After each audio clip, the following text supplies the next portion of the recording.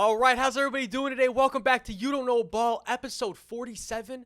We're happy to see you guys again. Welcome back. We're getting real close. We're getting real close back to real football. Actually, I can't say that because, preseason's real football too. But y'all know what I mean. That week one official, the games really matter for everybody on the roster. Nobody's getting cut anymore.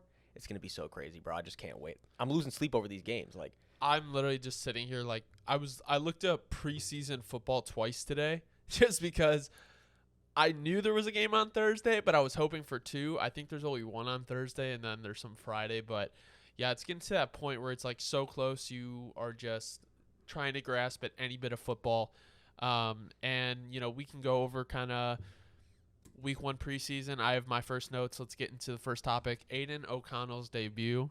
Aidan O'Connell is a fourth-round pick, 135th pick to the Las Vegas Raiders. He was 15 of 18 for passing, and adjusted completion percentage, because two of those were drops, was 94.4%, which is ridiculous. 141 passing yards and a touchdown. He had two big-time throws via PFF, if you follow them.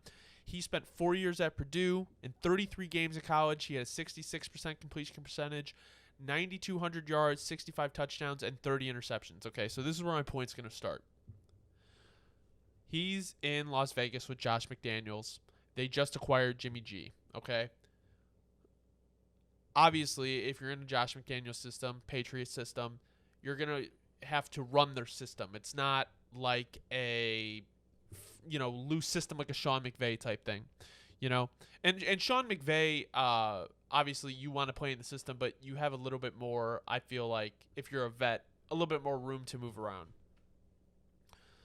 So the biggest thing that they always talk about with the 49ers is, Shanahan's going to want his guy, and that's why they got Jimmy G. Well, McDaniels is going to want his guy too, because they're both running a very, to the T system.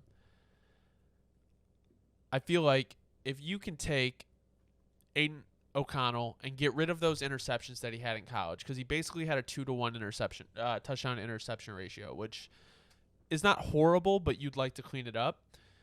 Jimmy G signed a 3-year contract with basically an out after year 2. Jimmy G has only played one full healthy season. I think with the way that we saw O'Connell kind of run the offense in that preseason game, now I know it wasn't against the best competition, I think it gives Raiders fans kind of a brighter feel to the future. And there's no guarantee that Jimmy G plays every game. He's only going to be there for 2 years, which would be 2 years of Aidan O'Connell sitting. I think you actually may have something here. And like I said, this is a complete overreaction because it's only one preseason game. But McDaniels is a 6-time Super Bowl champion. The Raiders can move on if they want to from Devontae Adams after the 2 years as well. So it opens up a lot of money. And if you look at it, yes, McDaniels didn't have much success as a head coach in Denver, but his quarterbacks were Kyle Orton, Tim Tebow, and Chris Sims. So if he's got a guy that he can mold since he's been a rookie and, a guy he can sit under in Jimmy G who's had deep playoff runs, I think the Vegas Raiders might actually have somebody here that they can look to the future with. Well, I was going to say, too, and absolutely, it seems like you were saying, to your point, 100%, it's in a good window for them, too, because right now, let's just be realistic. The division is super competitive. Again, not that the Raiders don't have any chance in the world, but it's very tough right now. And, the cards are stacked against them. However, like you said, the situation in a couple years, up-and-coming team, freeing up a lot of money. And back to Aidan O'Connell just himself right now. I mean, bro, he was balling out that first game. Again, just one game. I don't want to overreact, just like you said. But the one game, he was standing tall in that pocket. He was not dilly-dagging. Whatever the read was, he was going to make the read. He's going to look. He's going to make a decision. And that's how he plays. We can already tell. There's not going to be much, moving around. He's dropping back. He's looking. He's either going to throw it away or he's going to throw it low to someone's feet and he's, give him at least a chance. He's going to give his guys a chance. He's going to read the field. You like that. And he's very NFL ready. Perhaps a lot more NFL ready than a lot of people thought.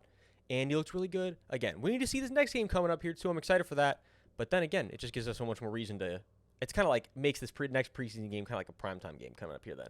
Yeah, he had – and if you watch the game too, not only were his stats good, his ball placement was really good. Oh, yeah. So, like I said, it's very interesting because, in 2 years, obviously you'd like to maybe get him in there sooner, and that's why, maybe that 2-year deal for Jimmy G doesn't look quite as bad now because you actually have someone you might feel a little bit confident in. I think it's also interesting, the time frame of, if you kind of look at like where the Broncos and where the Chiefs are always going to be contenders. So it doesn't the alarms. Yeah, I got mine set too. So if you look at like where the Broncos and the Chargers will be in 2 years, it's kind of a question mark because of their cap and like what they've committed to already. Whereas like the Raiders are going to, hopefully be a little bit more loose on cap. The Chiefs are always going to be contenders. So it's like they can actually make a run for the playoffs maybe in 2 years, something like that. So I don't know. I don't really have much more to say on that other than like out of all the rookie QBs, Aidan O'Connell definitely looked, I don't want to say the most pro ready, but just like integrated into their system. 100%. I'll kind of like throw a little fork in the road here and give us a little other perspective. But this could end up being something that could see coming some way midway, early point. Who knows in this point of the season? But let's say Jimmy G tweaks his foot, tweaks the shoulder, something like that. I mean, I think there's no doubt we could see him step in this year at some point, see what he's made of right off the bat. And again, maybe that's not the best case scenario. But then also, if you get him in early and he looks like he's already on par to be better than Jimmy G, or if not the same, and then you say, you know what, maybe we can cut this contract loose a little early, save some money here and there. I don't know how his contract exactly is structured, but possibly something we could see too. That, on the other hand, is much more unlikely. But, just throwing it out there because, the way the NFL works, it certainly is a possibility. Yeah. No, I agree. The Vegas Raiders definitely have an interesting future. I think it'll also depend on how well they do this year. But moving into the next topic, Dalvin Cook signed with the Jets, Zeke signed with the Patriots. So my question to you is, who will have more success with their new team? So this is a tough question. It really is. And I think also on your answer, just to preface, like for people listening, this doesn't mean who's going to be better. It is completely situational. It really 100%. Is. That's what makes it so tough because my thing is, okay, so they both are going to be obviously competing with talented backs for touches. I mean, no matter what, we know they're very talented backs themselves. However, I would say Dalvin leans much more towards the side of like he might be still at his peak. And we know Zeke, I'm over here rhyming on accident, but we know Zeke is much more leaning towards, he's kind of fighting with what he has left in the tank. He still produces for being a power back. He's lost the elusiveness. He's kind of transitioned his style. Whereas with Dalvin, you have still a very productive, elusive back, somebody who you really can rely on in a lot of situations. But again, then the Jets, the way that their running back room is stacked, I think they're going to use them a lot more situation. I think we're going to see a lot more faces. And then with the Patriots, I love Ramondre too, though, where it's like Ramondre and Zeke might just be like a two-headed they kind of like, I don't want to say a two-headed monster, but they got a two-headed something going on there. You know what I mean? So that's how I view it. But to answer the question, I guess I got to go with Dalvin because I think Dalvin has more in the tank. Yeah, so after my research, I was actually very, very split, and I didn't know if I could come up with an answer. So Dalvin Cook has actually had 4 straight 1,000-yard seasons. Like, a lot of people think, like, maybe he wasn't as efficient as a runner last year, but he actually still put up 1,000 yards last year. Zeke has 1,000-yard seasons. Zeke has 4 1,000-yard seasons as well, but he had a career low in attempts last year and did not have 1,000 yards. I believe he had like 870 or something like that. So this is how I kind of look at it, okay? Both teams were pretty shit in the run block. Patriots were 29th and Jets were 31st, according to PFF last year. Breece Hall, ew. That's just atrocious. I didn't think the Patriots would be that bad, bro. Yeah, the Patriots are pretty bad. They were pretty good in pass blocking, though. So technically, the Patriots have a better O-line. I trust the Patriots O-line to stay healthier than the Jets. I don't know if you saw, but the Jets, there's a rumor out there that they're trying to trade for David Bakhtiari, which I would love to see for unbiased reasons. And Breece Hall, I think, is a little bit more explosive, but he's coming off an injury, an ACL injury. But he's off the PUP list. Dalvin Cook is actually still recovering from an injury, a shoulder injury. So here's how I look at it. Breece Hall is going to get way more work in the pass game, and he's way more explosive, right? And Dalvin Cook, he's still that star to me. He can still be a starting running back. So this is how I look at it. Zeke is going to get more short yardage situation, goal line carries. So statistically, Zeke could have like a more productive year in terms of like touchdowns, but Dalvin could still have the rush yards. Like I still think Dalvin could possibly go for a K, like even with Breece Hall in there. But it's just like it's so frustrating because not like badly, but the Jets just have such a talented running back room, like Israel Abakanda, and then they have Zonovan Knight. They have Michael Carter, who they drafted in the second round, I want to say, Yeah, like it's 2 years ago. It's like people are forgetting about him nowadays, and he's still such a talented back. He's so good. And that was why also I think it was frustrating why they got Elijah Moore out of there.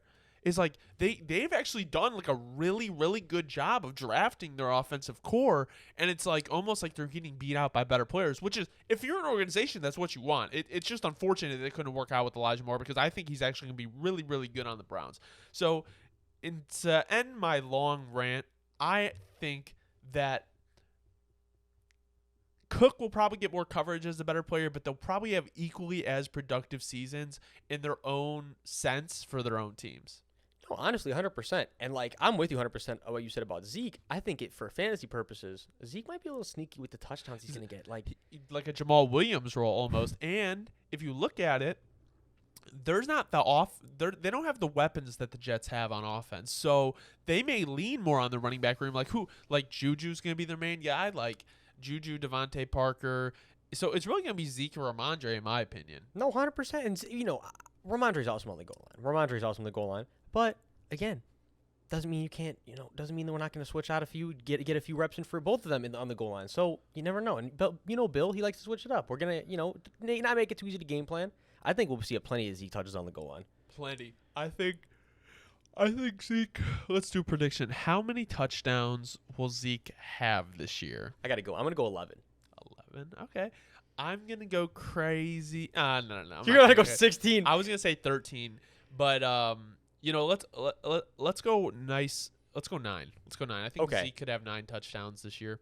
So in regard, do you have anything more you want to talk about on Zeke or Cook? Or no, nothing more other than both running back rooms got a lot better. I agree. So moving into other Patriots news, this is not really news, just more of like a take I had. So I think Malik Cunningham could be kind of the new Taysom Hill. Because I think, not as a primary quarterback, but I think we could see Malik Cunningham take snaps away from Mac Jones. Here's Cam Newton's rushing stats from 2020 in New England. 137 attempts. 137 attempts as a rusher, okay, as a quarterback. 592 yards, 12 touchdowns. That year, he also had 2.6 passing yards, 2.6 thousand passing yards, and 8 touchdowns. So a lot to be desired in the passing department. Decent as a runner. They mostly used him on the goal line. Preseason, this is Malik Cunningham's stats. 3 for 4 passing, 19 yards, 4 attempts rushing, and 34 yards and a touchdown, 26 total snaps. So Bill has worked with the running quarterback before. Can I just add something real quick before you keep going? Go ahead. Because this is a really good point. Did you get to watch him play it live? Did you watch this game? Malik? Yeah. Yeah, I did. Because the one incompletion was a dot to the that corner of the end zone on the run. It would have been a passing touchdown. So that was my biggest thing, is that was a real NFL throw. And he's really surprised me with that one. I did not know he had that in his bag already. Yeah. And when he made that throw, I was like, yeah. And I know Belichick was on the sideline like, I know he was cheesing. He was like, he just did that. Let's go. So, and we know Louisville has been able to produce quarterbacks now. He's not as highly touted as Lamar was. And, the endless Lamar comparisons will come with Malik's success. But I don't know, man. Like, they've used a running quarterback before. If anyone could do it, Bill is smart. They don't love Mac. Let's just be honest. They don't love Mac. Bill Belichick doesn't love Mac. Is there a chance we see, like, Malik take snaps away, like, more than a gadget type thing this year? Well, I also wanted to bring up, because it's a good point, too, and it's very true. So right now we see, it's like, Trace McSorley's ahead of him on the depth chart. All right, well, let's be, okay, and again, I'm not even saying he's going to get cut. I have no clue the situation of how much they value him. I don't know anything about that. But I'm going to tell you this. If they have to make a choice between one of the two of them this year, I'm very confident they would hold on to Malik and his upside, and they'd go, okay, well, Trey's already, he's already bounced around here from the Ravens. Yeah, it's kind of like, and if I'm not mistaken, he actually might have been on another team too, but you get my point. We know Trace has bounced around. So, and yeah, it's like, I'm going to stick with our homegrown guy. He's here. He's fresh. We get him for at least another few years. So it's like, yeah, Malik, You get my point. So it's like then he takes that third, because again, we know Bailey Zapps can be QB2 probably for the foreseeable future. But like you said, that's that. Willie's not there to be QB2. He's there to be gadget, if he wants, in this case, like a gadget role, which is a great role in today's NFL. Yeah. You can be very productive in that role. And not that that'll be the role forever or anything, but for this first couple years, for sure. And I think it'd be a great role for him. And like you said, too, even lining up somewhere else, you could line him up in running back, run a trick play. You could line him up a receiver, run a trick play. Like, there's definitely a few things you could do with him that are very, because we see how he moves. He moves well enough that he could do that for a few snaps at other positions. Like, he clearly can definitely maneuver around the field. I agree. And in my opinion, he would be a better, like, quarterback than Taysom Hill would ever be. So it's like, the Patriots have options, and, like, in my opinion, this would be, like, the first opportunity, if Mac has, like, a decent year, to kind of not split snaps at quarterback, but, like, create, like, a more diverse offense. Well, let's say, because like you said, the Patriots, we know, don't have a lot of weapons, but you can manufacture offense. This is a way you can give yourself an extra receiver. You get what I'm saying, like, per se. Yeah. You give yourself an extra personnel in every grouping. That's hard to, you got to plan around it. So, here, let me propose this to you, just because I think, like, we're seeing more athleticism than ever at the quarterback position. Plenty of these guys, Malik Cunningham types, maybe not as talented as him, but similar talent, come out of college all the time. Why are teams not keeping one of these guys in the quarterback room just to run gadget plays? See, I think we're starting to see it more and more, though, to this point, because I'll even use the Browns this year with DTR. We see but DTR is like a real quarterback to me. He is, but he also is with where you can use him for that other stuff. Yeah, and that's yeah. what's crazy is realistically almost that's what probably teams like lean toward when they drafted him, because we know he's a talented quarterback as well. That's my thing. I think teams are starting to see, like, okay, if I get a guy, it's just a plus when they play. DTR does. But when you get a guy with that athleticism for so many things, even crazy enough, like things like if you wanted to run like a fake field goal, certain things like that, like you get a guy you really could, if you trust them to be the holder, and then it's all you got to plan around that stuff like that. It's a real thing for sure. I know most teams just use the punter nowadays, but you get what I'm saying. I know what you're saying. You can use them in plenty of situations, and so many, and so it's to spend even a 6th, 7th round pick on them. That's what those are for. It's a flyer. It's somebody who might give you a ton of value for basically you're just kind of shooting in the dark because you're going to sign the free agents anyway. It is so frustrating that DTR got drafted to the Browns because he has no clear path to start. Like, imagine if he would have went to the Rams. Like, it was so frustrating watching him fall. Like, I'm not saying he should have been higher than like a 4th or even a late 3rd, but at the end of the day, like, dude is talented as hell. Like, he's so talented, and there's no path for him to start in Cleveland, especially with that Deshaun contract, and if he plays well. So it's just frustrating, bro, because I really like DTR, but like I said, DTR, Malik Cunningham, like these guys come out more and more often now, and it's like teams should be utilizing these guys' talents and not just like, oh, well, he's the 3rd string quarterback on our depth chart. Like, bro can run and throw. Dude, me and my dad have always been so big on it. Shouts to Pops. It's like, because he knows. Pops knows that I think what we always said is if you give a team like 8, 9, 10 receivers, or we get my point, a combination of receivers, tight ends, running backs, they have to consistently game plan for. It makes it hell. It makes it hell. What you why would a team want to go into the week? It makes it so much easier to game plan for 4 or 5 guys. Yep. Versus if they have to plan for 9, 10, 11, they consistently hit. And by consistently, I just mean you have to hit them once every couple weeks. The point is just do it consistently enough that if it's on tape, teams are going to plan for it. You make people overthink it, it could be the difference between you winning and losing a rep. And that's why I'll stand on it forever. You got to give teams a lot of looks. Not enough teams to figure it out, but more teams are starting to figure it out. I agree. All right, you want to move into your topics? Let's get it, bro. So, Rich has been named the starter. Is it a surprise, or I feel like we all knew this was going to happen? Actually, my thing is, bro, I'm not going to lie. Honest guy over here. I feel like, we knew it was going to happen sooner than later, but I also wouldn't have been shocked to see the Colts, like, go in, like, week 1, 2, or, like, 3 even. Yeah. Starting Gardner, because just give him a little more time. They know they're not going to really, they're going to say they are, but they know they're not going to win a lot of games this year. They're playing to win. Yeah, okay, but you get my point. Of course they're playing to win, but they're probably not going to win a lot of games this year. The organization is probably going into the year knowing that. So it's like they wouldn't have lost a ton by doing it, but I agree. We knew it was going to happen before the end of the first 4 or 5 weeks, no matter what. Yeah, I already had a feeling that they're going to start, that Rich was going to start strictly because Irsay. Like, I don't think Irsay was letting Gardner Minshew walk out on that field week 1. I don't think it sells tickets. That's true.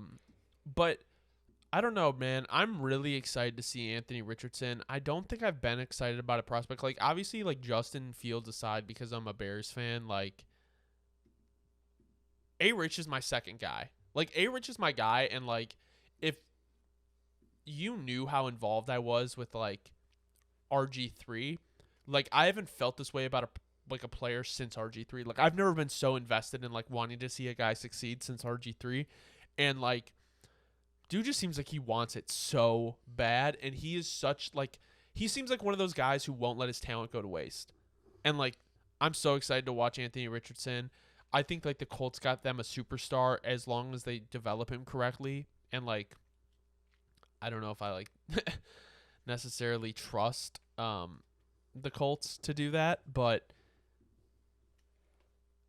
he's in the right situation. He's got a forward-thinking head coach. Hopefully Jonathan Taylor can come back. They got a good O-line, decent receivers. Like, I'll be really sad to see him fail. Well, no, and yeah, I think he's going into, like we said, he's going into an interesting situation. But I think, and I'll stand on it, this is the whole pressure makes diamonds things I said last week. I think it's going to force him to grow up quicker, potentially not having JT this year. But regardless, the whole he didn't know necessarily this was what's going to happen. Well, no, you know what? We throw him out there and it's going to work because, like you said, he's not going to let his talent go to waste. He's gonna make mistakes, but he's going to have himself in the film room grinding. Because to your point, also, I think he seems like he really has but he's a good guy and he has good intangibles. And I've said this before, he has good makeup as a person. Like I see it in the way he. Like, so far, he talks to the media, the way his body language when he's out there with his guys at practice. Like, he seems like he wants to be a leader. Yeah. He wants to be a leader verbally and with the way he's acting around his guys. And I think that's really what you want to build around. So I'm with you. I'm in on the A-Rich train, too. We're invested, you know? YDKB, we want to see A-Rich succeed. We were on the A-Rich train pretty early, I would say, too. We've been on the A-Rich hype. Like, I feel like we've been on it for it was pretty early even before like the whole draft season and stuff. Like I know I was guessing a lot earlier than a lot of people. Plus I saw this video of him rapping, bro. Did you watch that? I did this morning. I'm gonna play it just for like 2 seconds.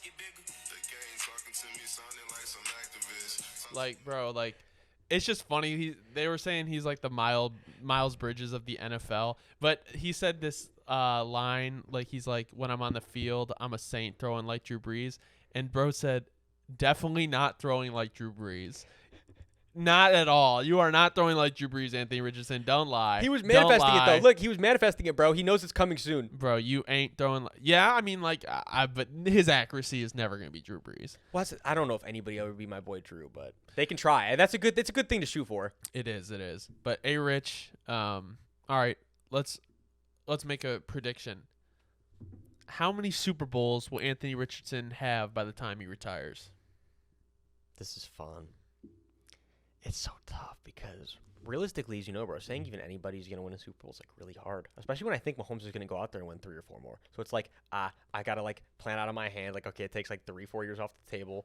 And then AFC's fucking loaded. I think Herbert's going to get himself one. I think Trevor's going to get himself one. It's like, and then you got to, it's like, hold on a minute here. I got to really think. But you know what? Our boy A-Rich, he's going to find himself with at least one. Come on. I'm guessing, but I want it to happen. We got to start manifesting. We got to manifest it somewhere. Could it happen? I don't know. I think so. I think A-Rich could have like a, not statistically, but like a Ben Roethlisberger-like career where he gets 2. That would be so cool. I would be gassing. I would be so cool with that. I'd be so happy for the dude. I'd be cheesing with that. I'd be happy. All right, so moving into our next topic. Last week, some reports came out about Bieniemy being too tough, and Curtis Samuel said that he actually really loves playing for him. So, I mean, I think it's something the Commanders need. No, the reason I want to talk about this one is because you remember what I was saying. I feel like, we've gotten to an era where what a lot of people consider too intense, too harsh, is realistically just somebody who really wants to win. And that's a real thing nowadays. I've even dealt with that myself sometimes. You know how I am, where I'm actually like a nice person. Like I'm really like, I always want to get along with everyone really well. But my thing is when it's time to win, whether it be like a game in real life, a video game, or something, a board game, a game, like when there's a goal to win it, right? Like I'm playing it to win it. Yeah. I'm not here to like, I don't care if me telling you where you need to be is gonna hurt your feelings, and if it does, you're it's like, what's wrong with you? But we've Right. gotten to this point nowadays where genuinely people like think you're being too intense by actually just telling them what to do to be in place to win. It's like or something they need to really improve on because they suck at it. Yeah. People get defensive about things they suck about. It's like, hold on, time out. Because, and that's my thing, that's why I said this, is because I just think a lot of people have gotten too soft in terms of like how they take criticism. And Eric Bieniemy's probably old school, and he's like, dude, get it the fuck together. I'm not here. We're both here getting paid. Like, I'm not here to pat your back, dude. If you're playing like shit, if you're running a specific route like shit, if a certain thing that you did, a certain drill you're not doing right, I'm gonna be like, get on you about it. Because again, it goes back to the whole thing like Curtis said. It's to make you better, and it's because they believe in you. If they didn't believe in you and they thought you couldn't get better and they thought you suck, you know what they would do? They just roll their eyes. They would literally. And that's, you see people do that sometimes. You can't. You've done that with certain people, have you not? You're like, you know what? Just keep fucking up because I don't care. You're not going to get better. I don't care. Just keep being an idiot. That's how people react to you if they have no faith. Yeah. But if they have faith in you and they know you can do better, they're gonna ride you hard because that's the whole. It's a sign of respect. But for some reason, we've gotten away from that nowadays. And when people push you to be great, everybody nowadays wants to like cry about it. And I'm like, I'm over here on the enemy side, dude. Like, no, you should want to be better every day. People pushing you and telling you that they know you can be better, that's a sign of respect to me. Like, that means people see great in you. Yeah. It's not a slight. Like, we've gotten so far away from just old school, like, and not that everything the old school was doing with that is right, but grind, bro. You gotta grind and get your ego out the fucking game. That's a real thing. Like, we all come here we come here as a team, right? Yeah. Like, in anything in life. In any reign of life where you have an organization. That's the thing is, too many dudes have got their head in their brand too far in it nowadays. Like a lot of people have said. You know, this is a thing across a lot of sports. But it's like, it's the whole thing of like, some people are really coming to put their ego aside and get better. And some people are here with the ego in check. And then that's why they're getting their feelings hurt. Yeah, so something that I think is like a good thing to like reference to is, I think it really depends where these guys like come from. So like, if there's someone that was like a top athlete all their life and like came from like a good like program and like they were the top guy at their program, they might not respond to that as well. Curtis Samuel came from Ohio State. I've always liked Curtis Samuel. He was always a good receiver to me. But it's just like sometimes, I don't know, like I think it fits for the Commanders because they haven't really accomplished anything. And it's like, maybe Bieniemy went in there, saw how Ron Rivera was coaching, and was like, you know what, I can boost this up. Like, maybe he's not filling that void that Bieniemy is now filling. I don't know. I guess we'll see this year. But I understand, like, you think, like, there's definitely screaming going on at the Chiefs' practices when things aren't right. Dude, no, Belichick, 100%. same way. But, and this was kind of something I just thought of on the side, too. But I think it goes along with this very one. It's very true. Someone like Bieniemy is probably very much how they operate. Is you know how certain people are, certain coaches. But I'll say this: these are the best coaches I've ever had in my life, bro, and I'll stand on this forever. In anything that you're getting coached, right? People who will basically never ever be like satisfied all the way with what you're doing. And here's the thing: is you say to yourself every time, and you even get to the point mentally, you're like, oh, why aren't they satisfied? Or, you know, can I ever do anything all the way right where they're gonna be, oh, this was perfect, you did a great job. But what happens is, before you know it, is you get really, really good at your craft and you're doing really good. And then you look at your coach and you're like, wait, I'm damn near, you know what I'm saying? Like, you're like, I'm so much better than I was. And it happened because you weren't satisfied. Like, it's only, that stuff, it's kind of like a psychological thing. But you force yourself to get so much better, always looking for, like, potentially, like, I don't want to say the approval, but, like, the recognition. And it's like, you'll never get it on purpose because they know that that's what's really driving you to be the best version of yourself. And then it's like, before you know it, it's the Commanders in the Chiefs' case. It's like, oh, we're world champions, and it's like, I'm not saying it's because of Bieniemy is the way he's pushing them. I'm not. You get my point. But I'm saying it's like, oh, before you know it, the results speak for themselves. Like, that was what it was for. Like, okay, I understand. Like, when we all pushed ourselves and put a lot of pressure on ourselves, I looked back at myself last year and I'm like, I got a lot better because I forced myself to. Yeah, that's a coaching style. I mean, and that's probably how he operates. And if you can't work with that, then it's like, how are you going to be? You can't be accepting the $1 million paycheck. Yeah, no, I agree. It goes along with it. Like, I think also it'll be interesting to see if like he does get that head coaching position next year if Ron Rivera is fired. I wonder how they respond to that if they're losing. That's my thing. That's what will be very interesting about the Commanders this year. If it doesn't work, then you're losing. Yeah, it's just like, I don't know. So moving on. You want to talk about the blindside situation, or are you not done? No, real quick. I actually got one. I got one thing for you. Okay, go ahead. Okay. Here's a good question for you. All right. Will the Commanders make the playoffs this year, do you think, yes or no? Yes, I think they will. And my thing is, if they do, you think Bieniemy gets another shot at a head coaching gig? That's interesting. Because that's what's crazy is it's like, okay, that's what I'm sure his really selling point would be is if he does that, I'm sure he goes into everybody's office like, oh, well, I thought it was only the Chiefs, and I thought I'm a shitty guy. Like, oh, I came over here, and now look at, see, these are the results I'll bring to your franchise. I'm sure that would be his selling point. That would be interesting. I actually don't know. I think, yeah, because they wouldn't fire Rivera then, probably. I don't know. See, here's my thing. I still think there's a chance, even if they make the playoffs, that they fire Rivera. No, if let's say they sneak in as a wild card and lose the first round. I think he's gone, and then Bieniemy gets promoted. That would be crazy. Yeah, that's what I think will happen. I think, okay, you can tell me anything. Unless the Commanders make the NFC Championship, I honestly think Ron Rivera is fired. So no, I mean it does feel like we're on the crash course for it. It's just like new ownership, like it's picture perfect for a firing. But yeah, no, you want to talk about the blind side? Yeah, no, my thing. So I didn't even really hear about this till I think like yesterday, but I was like, hold on a minute. So there's so much that's crazy about this, right? Like, because I was reading into it, and so much about it just caught me off guard. Yeah. I guess number one, like Michael Oher, I guess that's how you say his name, right? Is it Oher or Orr? I'm just gonna say Michael. Right? Okay. So Michael, I guess, has been telling the same story. You know, the guy in the blind side, I guess, for years. I guess that he's been saying that this has been his story for years, and it's just never gotten traction. It's like, my question is, and I'm not saying, let me be clear, I'm not saying that that's not true. I'm not saying he's lying at all. I'm just saying I'm incredibly confused how this never has gotten traction. Yeah, if that is the case. Because he has, like, connections. Used how it got put into production, I would feel like there's a lot of, like, liability and legality at risk if that was all the way. If everything that's been stated here is true, but then on the other hand, it's like, that's a bold claim. I don't see why he would make that claim if it wasn't true. Someone said, what if he blew through all his money? But that's like, well, but that's the thing.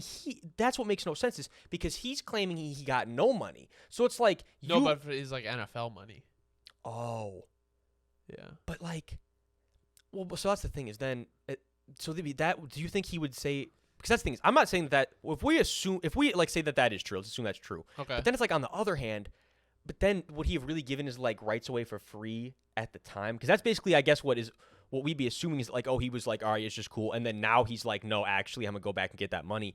But it's like, that's the thing is, bro, the situation is just so weird in so many levels because it's so off the time frame. I mean, this would be the equivalent of like, I don't really have another good sports documentary, but, you know, somebody that, I don't even have a good one, but you get my point. Like, whenever something coming comes out up 10 years later, yeah, it's like, I'm always like, what is the motive for this? It's like, it's just so off the time frame. And again, as we know, you know, he was in the Super Bowl like after this movie had already gotten popular. Like, I feel like there's a lot of maybe like platforms or situations he had where he could have, you know, gotten up in that Super Bowl podium just straight up. Like, I want to be clear, like, but I'm sure nobody wants to do that. That's my point is there's so much to the situation. I don't really know. Yeah. I just feel like I'm just confused. He never made like a public statement on it, like directly on so many different other occasions. Yeah. I don't know. Yeah, like, I don't know. You're kind of a star for a while when that came out. I mean, like, it's interesting. I didn't look a ton into it because it's just like, it feels to me like one of those things where it's like, oh my God, this is crazy. And then nothing happens with it because it's just like all this time has went by and like nothing has happened. So like, why would anything happen now? That's literally so true though. Is it's like, that's definitely what this is going to be. Oh, you know it is. It's definitely one of those, oh my God, that's so crazy. And then you look back in a month, you're like, oh, whatever happened with that? Yeah. If this was to happen week 1 or week 2, it wouldn't be a story. Honestly, yeah, no. He did it at the perfect time. He certainly did. I guess we'll have to monitor it. But Sandra Bullock do this? I'm with you. We'll monitor this one, but I don't think we'll get much more from it. No. Well, you know if we get an update, though.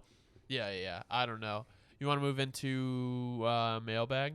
Yeah, bro. Let's get it. Bro, so you want to start off with... Which one you want to start off with?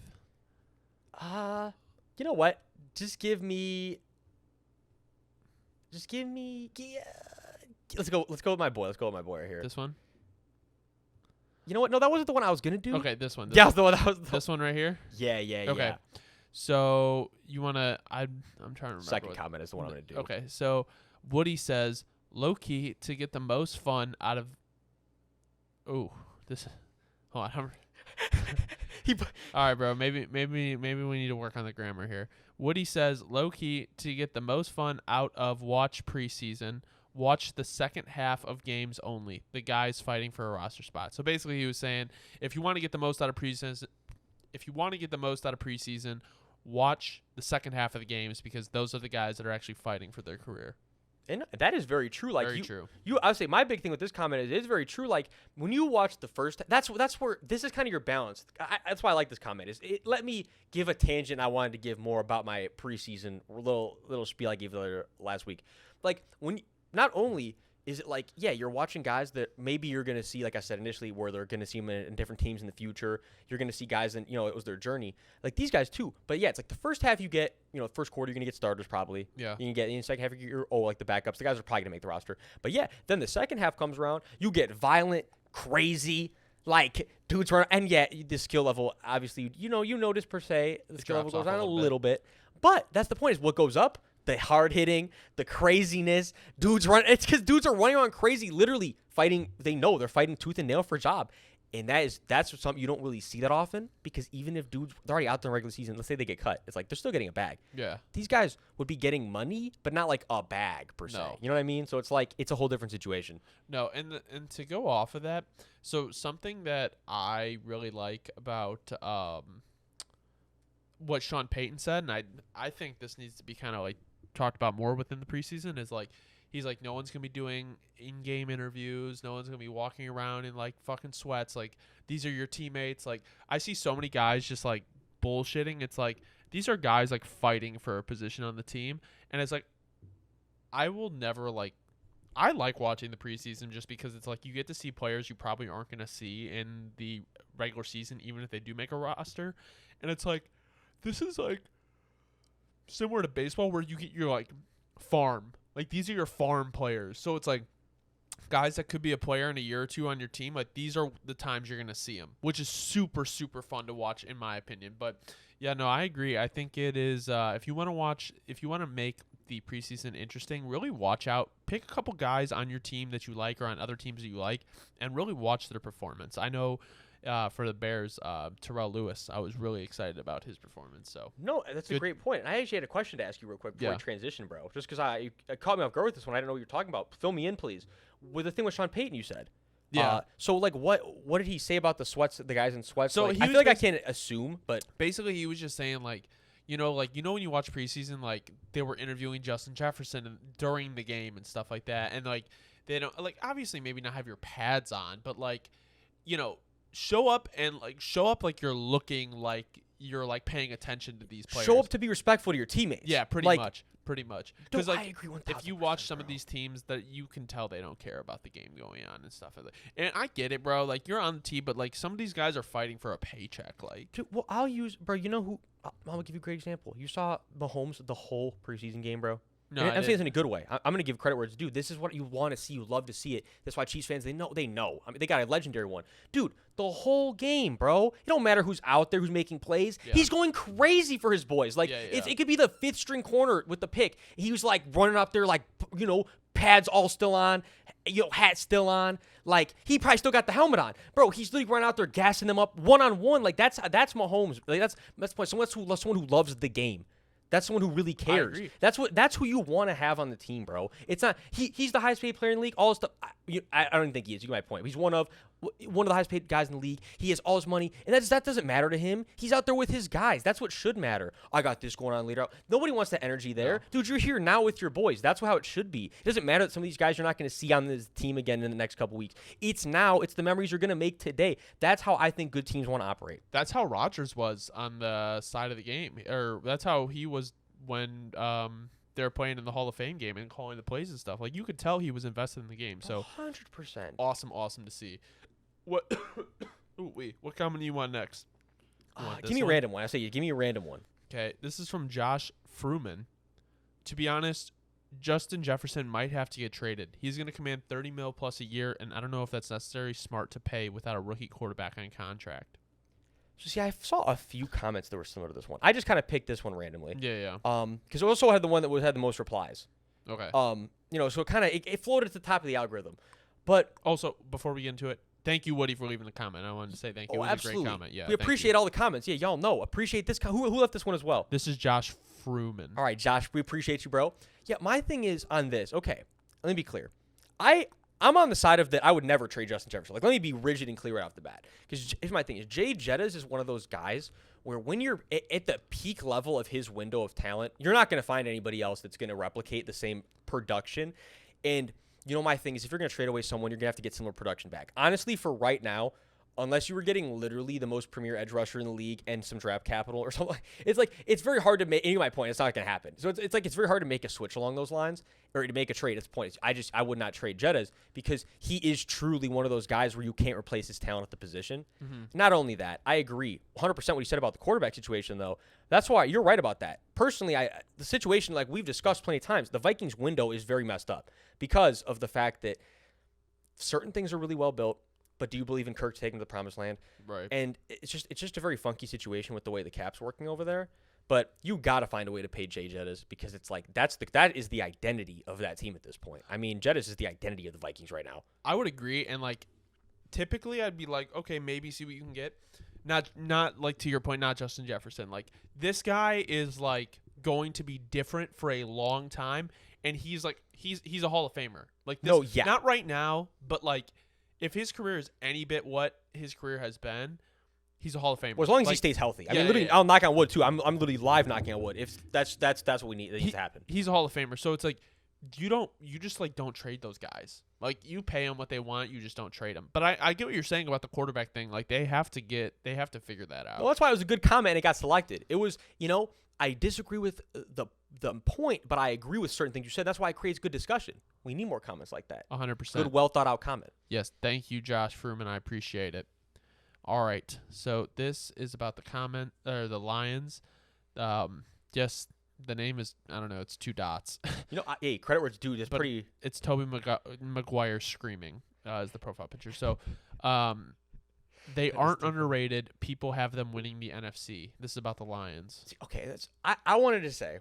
Let me be clear. I'm not hating on this comment because this person perhaps maybe follows a lot more medias than we follow that I've seen where people are like really gassing the Lions. Well, from my experience, we're one of the few people I know that gas Lions consistently. And when you go check the comments on those posts, you see what I mean. A lot of people are very much on the train of like, y'all are crazy. It's the Lions. Yeah, it's the Lions. Oh, they'll be lucky to. We're talking about the NFC Championship. They haven't even made the playoffs. So. Look, I understand what you're saying, but me personally, and I know Hunter feels the same way, I don't see the medias that you're seeing.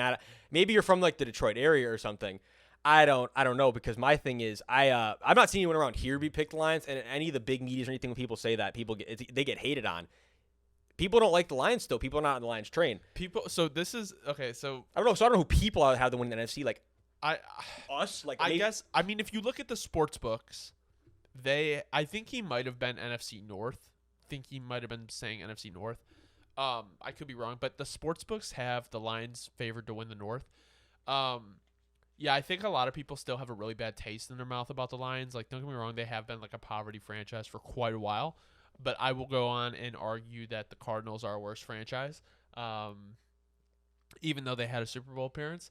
But I don't know. The Lions just have a different feel about them. In any time that I've being an NFC fan, have experienced them, and I'm gonna throw my hat and say the Bears do too. But I think they're underrated because people still have that bad taste in their mouth, not because of like talent wise. I think people are just still over the fact like, oh, it's the same old Lions, and you know what? They very well could be this year, but until this year is over and the Lions are eliminated from playoff contention or losing the playoffs, I will consider them underrated until they accomplish something of substance. 100%. Last thing I'll say in it, but this is exactly how I feel, and I think more people gotta start looking at it like this. It's one of those things where it's like, well, it's bound to happen eventually. You remember a couple years ago? I'd say it was like 4 years ago when the Browns finally won the first playoff game in however long, and they finally made the playoffs again with Baker, and they lost the Chiefs. But the point is, I remember that whole year everyone's like, they're not gonna make the playoffs, and they're not gonna win a game. Okay, well they did both. Yeah, they didn't do the whole thing, but it eventually some shit has to give. Like eventually, the statistics of life.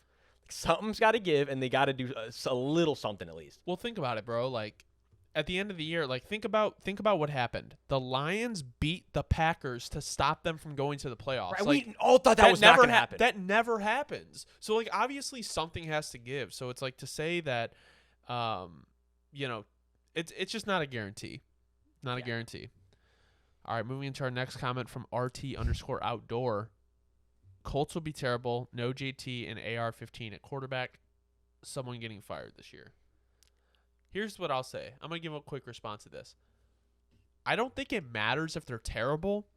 I think it matters if they're competent. If they're losing really badly, but you can just see that like the team is like well coached and like they're making progress, that's all that matters in my opinion. Like they probably will be terrible, but it's like kind of like, and I keep going back to this, and it's just because this is who I watch the most. I've watched terrible Bears teams, and the Bears were terrible last year, but at least they were competent. And, like, that is what gives fan bases hope and GMs hope and owners hope, is when you look confident and look like you're heading in the right – or look competent and it looks like you're heading in the right direction, which I think the Colts will do this year. I do like Shane Steichen, and I think he will be able to develop A-Rich into a quality QB. Oh, 1,000%, bro. And my main point is because you covered all the bases. That was exactly what I was going to say. It's the whole point of they probably will be kind of terrible, but as long as it's competent. And also, to fire Shane Steichen off the rip, I mean, he would have to sell atrociously. I mean, like, if losing 49-0, the locker room's losing him. Like, there'd have to be a lot of things going wrong. I don't think that's going to happen. I really don't. And just last thing, like you were saying, they don't have to be great this year. Look, Jim Irsay knows that it takes time. He literally watched Peyton Manning go 3-13 in her first year. Jim Irsay knows. It's like you know. Look, these things they take time.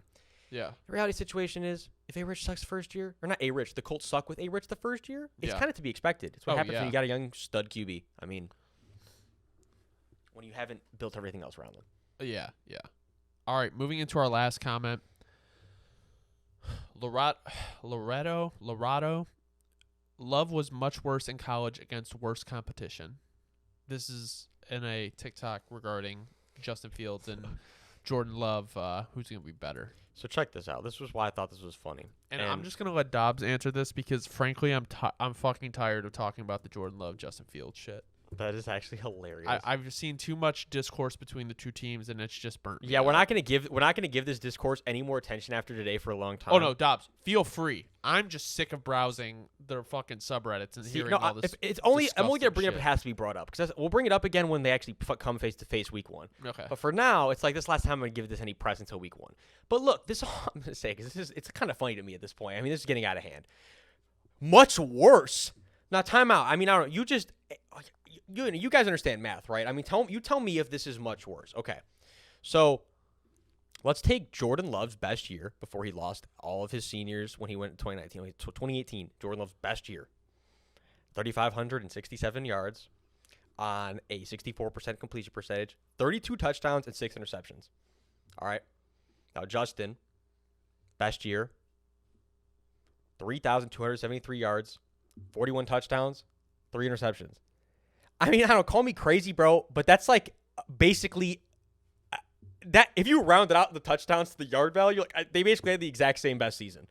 Yeah, it's not too crazy. I think he was more talking about like the competition in his defense. Well, that is true, but it's like I think he's just saying like much worse. And don't get me wrong, I agree with that. The competition, obviously, Jordan Love was playing was not at the same I wouldn't standard, say much worse though. But that's what I'm going to say too. Is like it wasn't like that Ohio State was playing an absolutely dominant team every single week. Yes, did they play much better? And when you guys were in the playoff stuff, you played actual. We saw Justin can ball against good competition. Let me be clear. I am fully aware of this. And we know that Jordan Love did not put that same stuff on tape. But like you're saying, most weeks and plenty of games, they still were playing they're playing guys worse than themselves. Or it's like they're going to be the more talented player on the field. So I think his main point is Jordan Love should have balled out more against what he was playing against. Best thing is then you got to consider, here's my point, and this was what I want to say. I'm glad you said that because Jordan Love was not throwing to Garrett Wilson. Jordan Love was not throwing to the Ohio State receiving core that we know is an amazing unit, JSN. Like, you get what I'm saying? So it's like, No, on the other hand, that's what I'll say as well.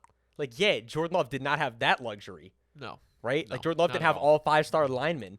So, just food for thought. Not at all. Well, that was Uniball 47 mailbag. I think that wraps up everything. I think it does. We're getting so close. So close. And I think I still love the episodes. We're still juicing, we're gelling, but we're going to be like really hitting the ground running here. Week 1, we're going to be, I can't wait, bro. I'm so excited. I'm going to week 1, Bears-Packers, so it'll be fun. Oh, you're going to be gassed up. Thank you for watching Uniball 47. If you liked, subscribe, follow, leave us a like, leave us a comment. We appreciate your support. We're going to keep coming every week. Thank you. Yes, sir.